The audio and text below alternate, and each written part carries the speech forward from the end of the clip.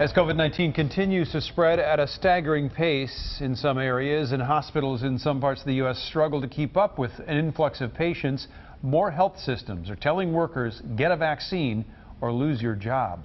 Genesis Healthcare, the nation's largest nursing home operator, is now requiring workers to roll up their sleeves.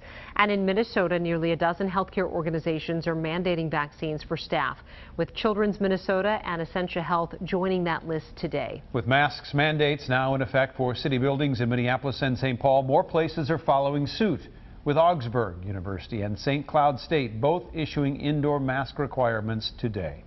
And starting tonight, the first venues in the Twin Cities to require proof of vaccination or a negative COVID test are opening their doors. Thanks for joining us here at 9. I'm Randy Meyer. And I'm Kelsey Carlson. Let's go live to Courtney Godfrey, who was at Turf Club while people were arriving for a concert tonight. Courtney?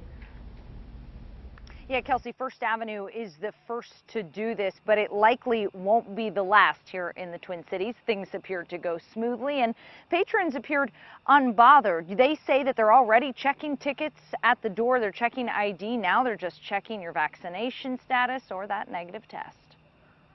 So I just pull that out and say that's what I got. Concert goers are pulling out proof of vaccination at the Turf Club in St. Paul, as that or a negative COVID test was required for the show tonight. Everybody in here is going to be safe. Doesn't bother me none. And hopefully it convinces some other people at its time. First Avenue, which owns the Turf Club, announced this week that after reopening a month ago, they're adding this extra safety protocol at all 5 of its venues.